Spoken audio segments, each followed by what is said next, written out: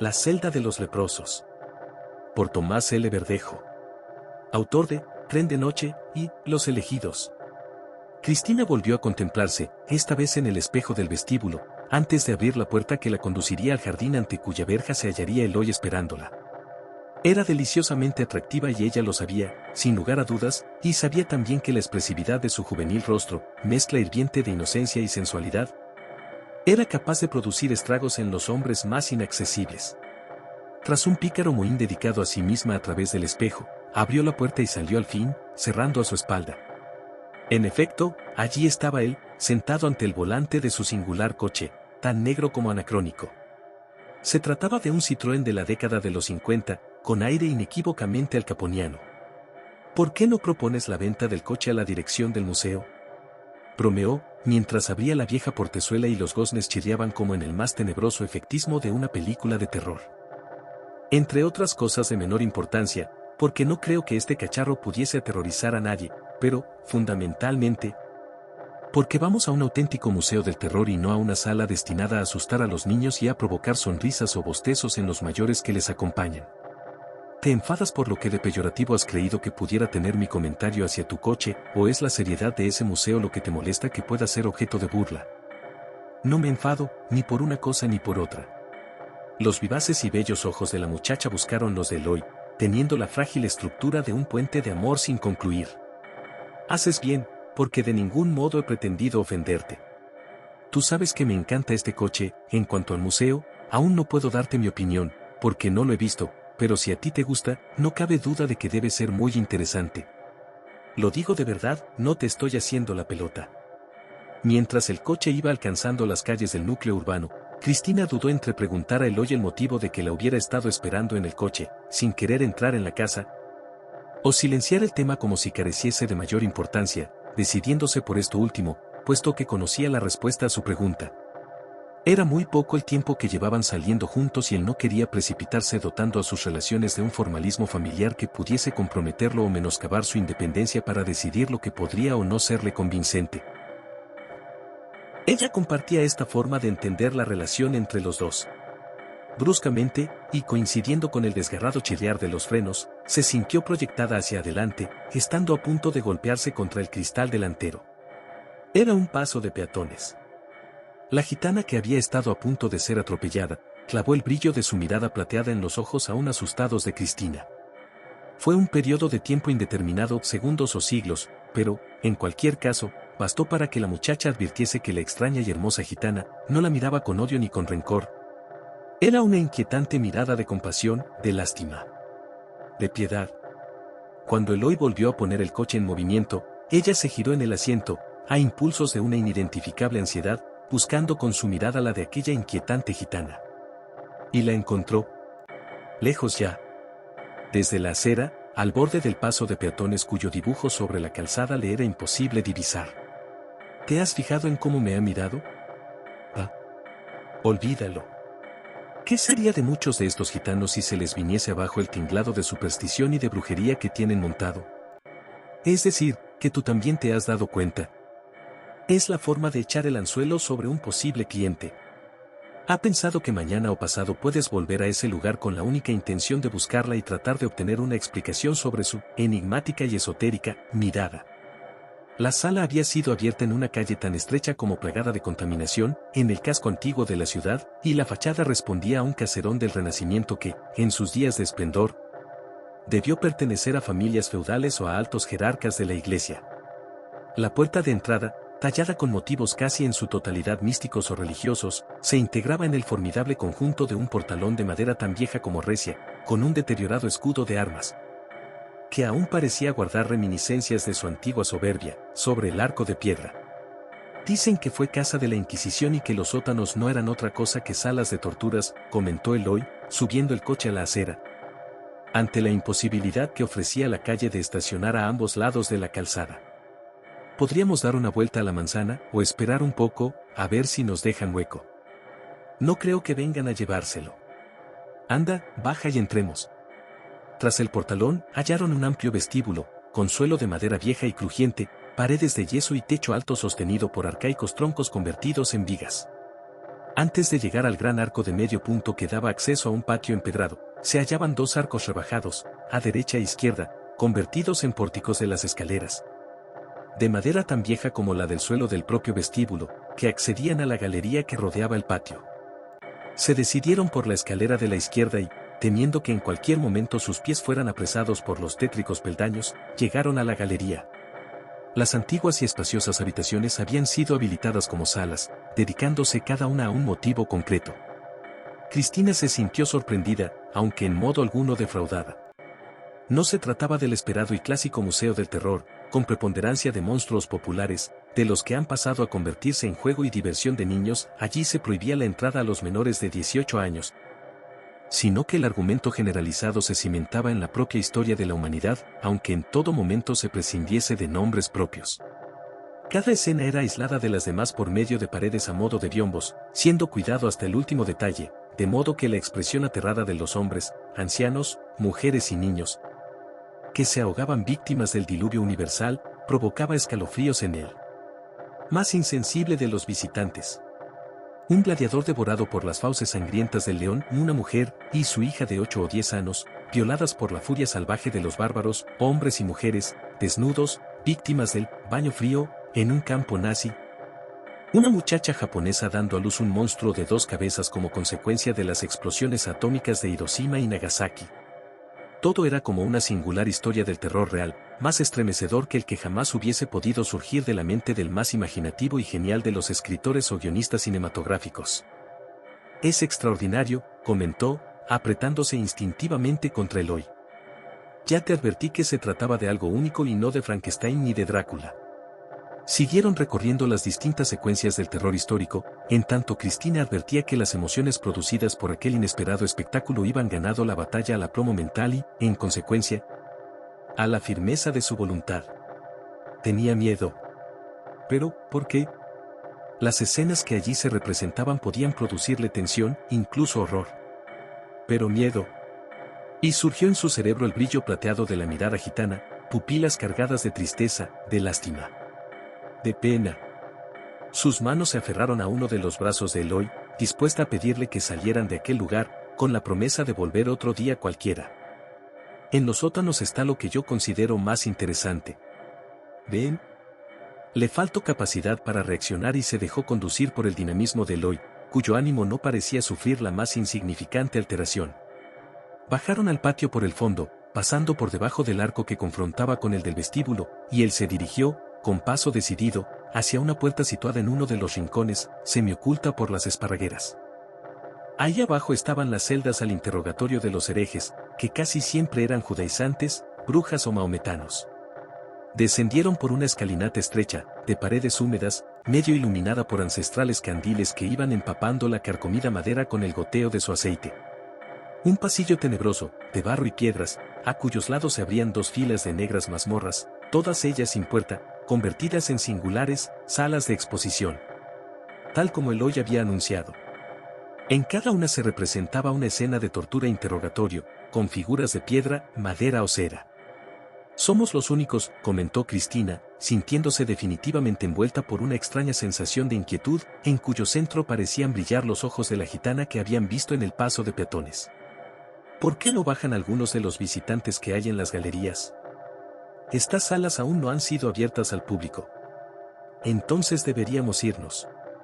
No te preocupes, dijo él, reteniéndola por un brazo y sonriendo de forma cariñosa y protectora, a nosotros no nos dirán absolutamente nada, aunque nos descubran.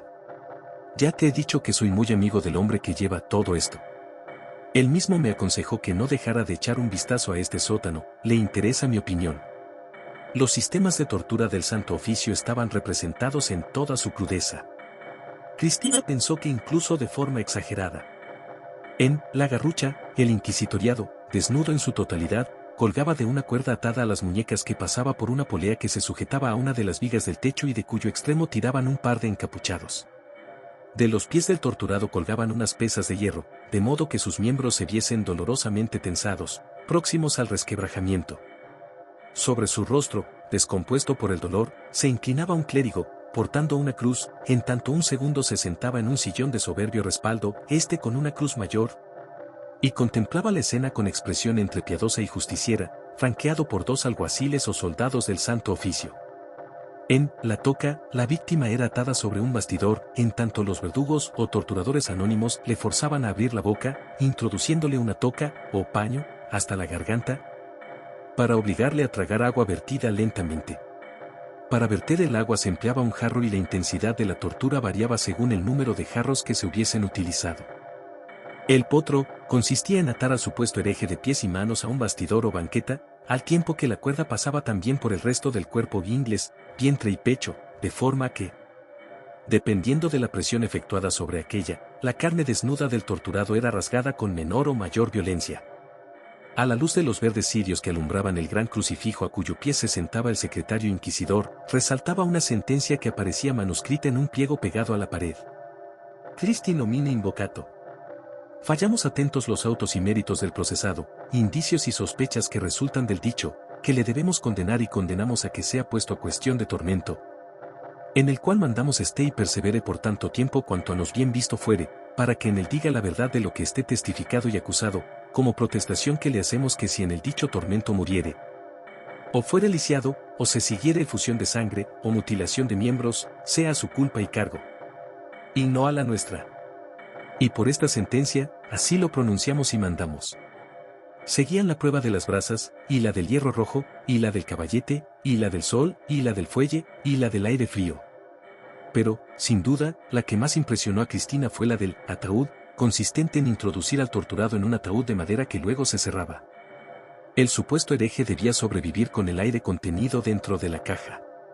Si no estaba dispuesto a confesar, permanecía mudo a los 2 golpes que, de vez en cuando, daba el verdugo sobre la tapa. Si había decidido admitir su culpabilidad, solo tenía que contestar con 2 golpes idénticos. Debería ser horrible. Cuando a ese hombre, o a esa mujer, le faltase el aire, arañando en la tapa de la caja, forzosamente tendría que acabar admitiendo las culpas que le hubiesen atribuido, aunque se tratase de injurias. Ven, dijo Eloy, sin contestar a su comentario, no todo se reduce a actuaciones inquisitoriales. En efecto, no se habían descuidado otras expresiones del horror medieval, tales como la crueldad de las guerras santas, el hambre de los vasallos o la exterminación por la peste. Los ya inquietos ojos de Cristina se detuvieron de forma especial sobre el impresionante cuadro que, en la última celda del sótano, formaban unos encapuchados acurrucados contra las paredes, con rostros demudados por el dolor y desfigurados por la progresión implacable de la lepra. Volvieron sus manos a buscar la proximidad del cuerpo de su acompañante. Era increíble el realismo de aquellas figuras, tanto que, de no haber sido por su quietud, hubiese jurado que se trataba de seres vivos. Sintió como un hálito de aire frío que, naciendo en su nuca, se deslizó médula abajo, provocándole una súbita sacudida. Chirriaron desagradablemente los goznes de la puerta que daba al patio y los golpes producidos por unos zapatos al pisar los escabrosos peldaños de madera resonaron de manera tétrica en el oscuro y frío ámbito del sótano que bien hubiera podido ser utilizado para bodega.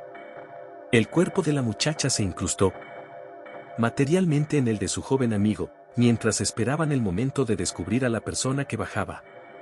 Se trataba de uno de los empleados que se encargaban de vigilar el movimiento de los visitantes.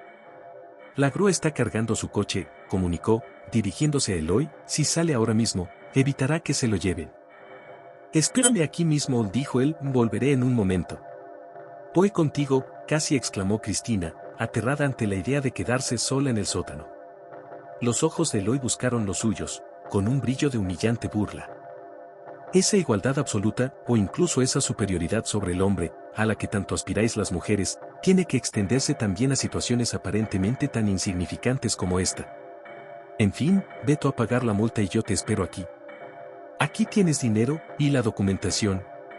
Su actitud produjo el efecto deseado sobre el orgullo femenino. Si tú puedes quedarte solo, también puedo quedarme yo. Así me gusta. Aunque a veces penséis lo contrario, un hombre de verdad se siente mucho más atraído por una mujer decidida y con empuje que por otra lánguida y sin carácter. Volveré enseguida. Cuando Eloy le dio la espalda y echó a andar hacia la puerta, en compañía del empleado, sintió ella como se diluía el arrebato de orgullo hasta el punto de permitir la irrupción en tromba de aquel pánico que, segundos antes, había helado su médula espinal. Fue a llamarle, definitivamente olvidada de todo matiz profeminista, y la puerta se cerró con resonancias en la pétrea y terrosa bóveda. Recurrió al límite de sus fuerzas psíquicas, aferrándose al punto de orgullo que aún pudiera quedarle en pie. Quiso pensar en aquellas mujeres que en verdad padecieron los horribles rigores de las situaciones que allí se representaban y lo estúpido y hasta despreciable que les parecería su pánico ante figuras sin vida, simples muñecos de uno u otro material. Y se sorprendió a sí misma avanzando hacia aquella celda que le había causado tan profunda impresión. El horror de la lepra. Todos eran hombres, ataviados con andrajos que mal podían ser simulados por los negros y sucios capuchones que semiocultaban sus rostros. Eran 6 en total. 2 se hallaban tendidos de bruces sobre la tierra húmeda, un tercero apoyaba la espalda en uno de los ángulos de la celda, con la mirada fija en la carne de sus manos, en descomposición, en tanto otro permanecía encogido, acurrucado contra la pared, hecho un ovillo, como si pugnase por evitar que fuese descubierto ni un milímetro cuadrado de su piel. Uno más aparecía sentado, con las rodillas estiradas y los ojos clavados en la pálida llama del candil que sostenía en su diestra. El rostro de este último, difusamente iluminado, aparecía cubierto de manchas en carne viva, con oscuridades de sangre mortecina. Por último, el sexto personaje, estaba de rodillas, en actitud crispada, los puños apretados y la mirada fija en el blanco colchón tendido a la derecha de la puerta. Era un detalle que hasta aquel momento le había pasado inadvertido, dado que, desde el pasillo, no habían podido sus ojos abarcar toda la celda. Ahora estaba dentro, sin comprender su propia osadía, lenta pero progresivamente ganada por una atracción indefinible que emergía de cada una de aquellas patéticas figuras. No era desafío ni tampoco victoria sobre el profundo temor que, segundo a segundo, la iba poseyendo, era como si de la escena emanase una extraña fuerza sobrenatural que tiraba de ella. Volvió a posar la mirada en el blanco y limpio colchón, en brusco contraste con todo lo que le rodeaba, y allí, en su mismo centro, creyó redescubrir la mirada gitana, henchida de compasión. Retrocedió de forma instintiva, y en aquel instante, antes de que volviera a encontrarse en el pasillo, oyó la campana. Una inmensa flojedad tiranizó su cuerpo, vaciándolo de energía. Era la campana que colgaba del cuello de cualquier leproso y que éste hacía sonar, cuando caminaba por bosques o campos alejados de lugares que pudieran ser habitados, para avisar de su presencia y alejar de su proximidad a todo el que no hubiese contraído la terrible enfermedad. Pero aquella campana, ¿quién la hacía sonar? Pasos en el sótano. Lentos, quedos, como de pies descalzos, movidos por un enfermo. La campana insistía en su tétrico tañer. Y los pasos, apenas audibles, subrayaban la aterrante densidad del silencio que iban atravesando. Hasta aquel momento solo había captado el olor a humedad de todas y cada una de las celdas, y generalizado en el sótano desde el mismo momento en que se abría la puerta de acceso.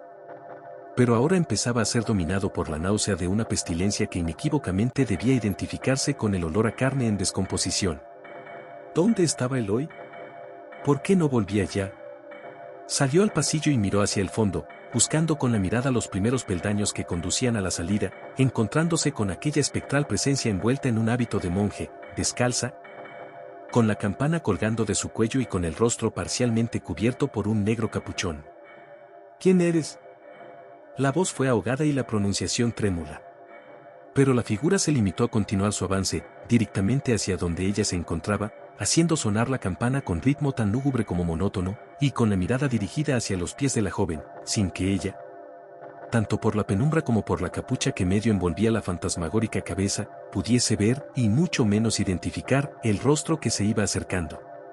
Retrocedió sacudida por un profundo sobrecogimiento, volviendo a entrar en la celda de los leprosos, sin conciencia de su movimiento. Quedó en el centro, junto al colchón, con los ojos clavados en el hueco de la puerta, oyendo el lento avance del leproso viviente, advirtiendo pronto su alargada y difuminada sombra. Estaba a punto de aparecer al otro lado del carcomido montante. Eloy. Repetidamente, gritó el nombre de su amigo, con desesperación pero sin convencimiento, con la seguridad de que él no podría oírla. Quiso llevarse a sí misma el convencimiento de que todo era irreal, producto de una insana pesadilla, o mejor aún, una simple broma. Sí, era eso, una broma del propio Eloy. Pesada. No cabía duda de que había llegado demasiado lejos. Con el propio escenario, tal vez teatral, pero en cualquier caso tétrico, con aquel hedor capaz de provocar arcadas en el estómago más recio, con el temblor de las sombras proyectadas por las débiles llamas de los candiles, con el tañer monocorde y penetrante de aquella campana. Sintiendo que las piernas se resistían ya a sostenerla en posición vertical, tendió los brazos hacia la figura fantasmal cuando ésta apareció enmarcada por el cerco de la puerta. «Eloy. Eloy, basta ya. Basta». Pero, lejos de unos brazos amorosos que la envolvieran de forma protectora, encontró unas manos violentas que la empujaron hacia atrás, haciéndole caer sobre el blanco colchón de paja. Al quedar tendida boca arriba, sus ojos se encontraron con los de la figura del leproso que se hallaba de rodillas ante el colchón. Fue como si en su vientre se acabase de producir un estallido de hielo capaz de paralizar, por congelación, cada uno de los órganos que componían su ser, porque aquellos ojos tenían vida y se clavaban en ella, penetrándola, como dos cuchillos que rasgasen la ropa que cubría su cuerpo, sometiéndolo, indefenso y desnudo, al brillo lujurioso y macilento de unas pupilas vivificadas por el deseo. Sin apartar la mirada de aquellos ojos, paralizada por el terror, pudo advertir que las otras 5 figuras también iban cobrando vida. ¿Qué iban a hacer? ¿Qué estaba sucediendo? Quiso volver a la idea de que todo era una escenificación montada para burlarse de ella, pero el miedo era sobradamente profundo como para impedir la consistencia de tal pensamiento. El hedor era ya insoportable. 12 focos de enfermiza lujuria caían sobre su cuerpo definitivamente avasallado por el miedo. Apartó sus ojos de aquellas miradas y buscó la del hombre de la campana, ansiando encontrarse, al fin, ante el rostro de Eloy, pero solo halló una capucha que, ayudada por las sombras, seguía ocultando cualquier rasgo conocido, suponiendo que aquella faz perteneciese en verdad a su amigo. Reaccionó con inesperada brusquedad, incorporándose de un salto, precipitando su desesperación sobre la puerta. Se interpuso el cuerpo del que momentos antes la había arrojado sobre el colchón. Esta vez, los brazos de aquel ser no fueron capaces de rechazarla con tanta contundencia, pero sí pudieron detener su avance, sujetándola con energía, pese a su violento forcejeo. El propio horror inspirado por el aspecto del que la sujetaba, le proporcionaba fuerzas para lucha, para debatirse con frenesí, pugnando por salir al pasillo e iniciar la carrera hasta los carcomidos peldaños. Y, de pronto, en el transcurso de la lucha, el capuchón cayó sobre la espalda de su rival. Unos brazos óseos, de los que emanaba un nauseabundo olor a podrido, rodearon su torso, pasando por debajo de las axilas, y unas manos semidescarnadas se le crisparon a los pechos, tirando de ella con furiosa lujuria. Volvió a caer sobre el colchón y, antes de que llegase siquiera a intentar reincorporarse, los 6 leprosos se arrojaron sobre su cuerpo. Llorando, gimiendo, gritando, sus ojos buscaron los de Eloy, en tanto una docena de manos huesudas se restregaban contra su temblorosa carne, desgarrándole la ropa, desnudando el esplendor aterrado de su cuerpo. Los encontró allá arriba, por encima de aquellos rostros cadavéricos que arrastraban las ulcerosas lenguas sobre su piel tersa y empapada de un sudor tan frío como los propios ojos que habían buscado. Ni un destello de compasión en las brillantes pupilas. Luchó con la desesperación propia de quien se halla a un paso de la muerte y con las fuerzas casi sobrehumanas de quien se ve atacado por la impiedad de monstruos surgidos de dimensiones de ultratumba. Pero con ello solo logró que las uñas putrefactas penetraran, de forma aún más violenta, en su vientre, pechos, costados. Un insufrible dolor le estalló entre las ingles, y los muslos se le empaparon de sangre. Allí, por encima de las bocas desprovistas de labios y de las pupilas que hervían entre cuencas sin párpados, y sobre pómulos en descomposición, seguían los ojos, hermosos pero implacables, del hombre al que poco antes creía haber empezado a amar.